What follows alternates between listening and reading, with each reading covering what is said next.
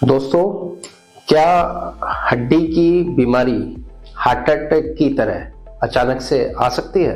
क्या आपके दिमाग में ये सवाल उठ रहा है कि जैसे हार्ट अटैक होता है उसी तरह हड्डी की बीमारी भी कोई हो सकती है जो अचानक से आ जाए? नमस्कार दोस्तों, मैं doctor Himanshu Gaur, orthopaedic consultant, doctor Gaur ortho shoulder clinic, Sukhdev Vihar, New Delhi से। तो दोस्तों, आज हम इस बारे में बात करेंगे। जैसा कि मैंने शुरुआत में ही बोला, क्या हड्डी की बीमारी हार्ट अटैक की तरह आ सकती है? बिल्कुल आ सकती है। ये किस में आती है ये बीमारी? ये ज्यादातर ऑस्टियोपोरोसिस वाले पेशेंट्स में आती है। और ये ऑस्टियोपोरोसिस होता क्या है? तो दोस्तों, इसके बारे में हमने एक वीडियो पहले ही विस्तार से बनाया हुआ है, वो आप हमारे चैनल्स में जाकर देख सकते हैं। तो ऑस्टियोपोरोसिस आपको अभी संक्षिप्त में समराइज वे में बता देते हैं कि ऑस्टियोपोरोसिस है क्या। तो ऑस्टियोपोरोसिस क्या है? ये एक तरीके से हड्डी का खोखलापन है। तो ये होता किस में है? ये एल्डरली पेशेंट में होता है, जिनकी एज जो है थोड़ी ज्यादा हो जाती है। जैसे कि सामान्यतः ये देखा गया है, ये 40 प्लस के एज में देखा गया है। तो किसी को 50 में होता है, किसी को 60 में, किसी को 70 के एज में भी हो सकता है। और महिलाओं में सबसे कॉमन होता है, जिनको मीनोपॉज के बाद दिखता है। तो पोस्ट मीनोपॉजल ऑस्टियोपोरोसिस महिलाओं में इसको बोला जाता है। तो इसमें होता क्या है दोस्तों, जैसे कि मैं एक मॉडल लेके आया हूँ आपके सामने। ये हमारी रीढ़ की हड्डी है, ठीक है। तो इसमें क्या है, आप सामने देख सकते हैं छोटे छोटे छेद दिख रहे हैं। जहाँ पे आप देख रहे होंगे छोटे छोटे छेद दिख रहे हैं। तो ये छेद ऐसे होने चाहिए, जो छोटे छोटे छेद है। यहाँ पे आप, मैं फिंगर से आपको दिखा रहा हूँ। अब यही छेद जो है धीरे धीरे करके क्या हुआ, ये छेद बड़े हो गए। यानी कि ये छेद जो छोटे थे वो काफी बड़े हो गए। तो यानी कि बोन हमारी क्या हो गई, पोरस हो गई। यानी कि छेद काफी बड़े हुए। तो ऑस्टियो का मतलब होता है बोन, पोरस का मतलब क्या होता है, पोरस हो गई। तो ऑस्टियोपोरोसिस बोलते हैं इसी को। तो अब जब हमारी हड्डी खोखली हो गई तो क्या होता है कि धीरे धीरे से ये पिचकनी शुरू हो जाती है। तो ये एकदम नहीं पिचकती है। आप सोचेंगे अब जैसे हमने इसको क्यों बोला कि हार्ट अटैक की तरह क्यों आता है ऑस्टियोपोरोसिस? तो दोस्तों, ये हार्ट अटैक की तरह इसलिए आता है कि इसमें ये होता है कि आपको पता नहीं चलता है, आपकी हड्डी धीरे धीरे खोखली हो रही है और आपको इसके कोई भी लक्षण नहीं दिखाई देते। आपको कुछ भी नहीं दिखाई देगा कि हमें कोई परेशानी है। आप कहोगे नहीं, हमें तो कोई दिक्कत ही नहीं है। तो हड्डियां धीरे धीरे खोखली होती जा रही है, आपको पता भी नहीं है, ना आपको कोई दर्द हो रहा है ना कुछ हो रहा है।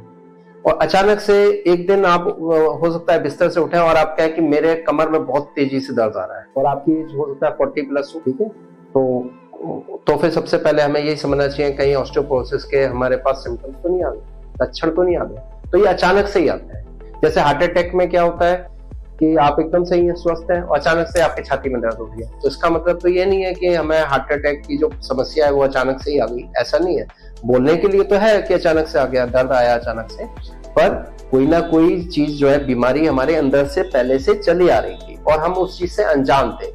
लेकिन वो जैसे ही बढ़ गई तो हमें हार्ट अटैक आ गया, यानी कि हमारे छाती में दर्द होने लगा। तब हम हार्ट वाले डॉक्टर के पास जाते हैं। इसमें भी ऐसे ही होता है कि अचानक से ही आपके, या तो हो सकता है ऑस्टियोपोरोसिस की वजह अचानक से कमर में दर्द हो सकता है, या गर्दन में दर्द हो सकता है, या फिर क्या होगा, अचानक से ही आपको लगेगा कि मेरा शरीर तो एकदम कमजोर है, सारे जॉइंट्स में मेरे को पेन आ रहा है। तो कई बार मरीज जो है, जो एल्डरली पेशेंट होते हैं, यानी कि जो बुजुर्ग लोग होते हैं, वो कई बार इस चीज को गठियावाह भी समझ लेते हैं।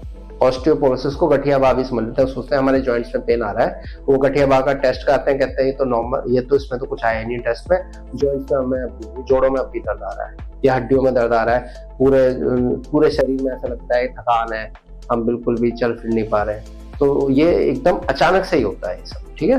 और किसी किसी को जब अचानक से होता है तो मरीज को पता ही नहीं होता कि हमको क्या बीमारी है, तो वो इसी को क्या करते हैं, 1 साल 2 साल 3 साल और खींच लेते हैं। फिर वो बोलते भी हैं ये तो हमको 5 साल से दिक्कत है, ये तो 10 साल से दिक्कत है। तो ये चीजें होती है। तो इसलिए इसको, इस बीमारी को, ऑस्टियोपोरोसिस की बीमारी को क्या बोला जाता है, साइलेंट डिजीज। साइलेंट का मतलब क्या है कि आपको इसका पता ही नहीं चलेगा बीमारी का। तो इसका टेस्ट क्या है दोस्तों? इसका टेस्ट है डेक्सा स्कैन। एक ये टेस्ट होता है डेक्सा स्कैन। तो ये कोई ब्लड टेस्ट नहीं है डेक्सा स्कैन। इसमें क्या होता है, ये एक्सरे की तरह, मान लीजिए एक्सरे की तरह ही होता है। इसमें मशीन होती है, आपको लिटाया जाता है सुपाइन पोजीशन में, और एक्सरे की तरह मशीन आती है, वो आपका स्कैनिंग कर देता है, और आपका डेक्सा स्कैन से आपका ये पता चल जाता है कि आपको ऑस्टियोपोरोसिस है या नहीं है। ऑस्टियोपोरोसिस से पहले भी एक कंडीशन होती है जिसको बोलते हैं ऑस्टियोपीनिया। ऑस्टियोपीनिया, इसमें क्या होता है, हड्डियां खोखली होनी स्टार्ट हो गई हैं, लेकिन अभी पूरी तरीके से खोखली नहीं है। अगर आपको ऑस्टियोपीनिया या ऑस्टियोपोरोसिस जिसमें हड्डी पूरी खोखली हो गई, अगर ये है तो फिर इसका ट्रीटमेंट केवल दवाई गोली नहीं है। आप सोचें कि हम मेडिसिन खा लेंगे, हम जेल लगा लेंगे, हम फिजियोथेरेपी करा लेंगे, तो इसका मतलब क्या है, आप अपने जीवन से खिलवाड़ कर रहे हैं। क्यों दोस्तों जीवन से खिलवाड़ कर रहे हैं? क्योंकि जब ये हड्डी खोखली हो जाएगी, मामूली चोट से आप गिर सकते हैं और आपका फ्रैक्चर हो सकता है। बहुत मामूली चोट से ही आपका फ्रैक्चर हो सकता है, जरा सा स्लिप करे गिर गए। कई बार बोन आपकी इतनी कमजोर हो जाती है कि मरीज का कूल्हा है, जो हिप जॉइंट है, वो पूरे शरीर का भार ही सहन नहीं कर पाता है और मरीज के अपने वजन से ही कूल्हे की हड्डी टूट जाती है। और आसपास के लोगों को या मरीज के लोगों को क्या लगता है, या मरीज को स्वयं भी ये लगता है कि मेरा पैर स्लिप हो गया, इसलिए मैं गिर गया, इसलिए मेरे कूल्हे की हड्डी टूट गई। तो इसलिए इसको बिल्कुल भी आप जो है हल्के में ना लें। और इसका ट्रीटमेंट क्या है? इसका ट्रीटमेंट जो है इंजेक्शंस होते हैं, और वो इंजेक्शंस जो है हम अमेरिका वगैरह में और भी देशों में लगाए जाते हैं, और वो FDA अप्रूव्ड होते हैं। पर वो इंजेक्शन ऐसे नहीं लगाने होते हैं। पहले अपने ऑर्थोपेडिशियन से मिलिए और उनसे सलाह लीजिए डेक्सा स्कैन के बारे में। डेक्सा स्कैन कराने के बाद ही उनकी निगरानी में ही वो इंजेक्शंस लगते हैं। धन्यवाद दोस्तों।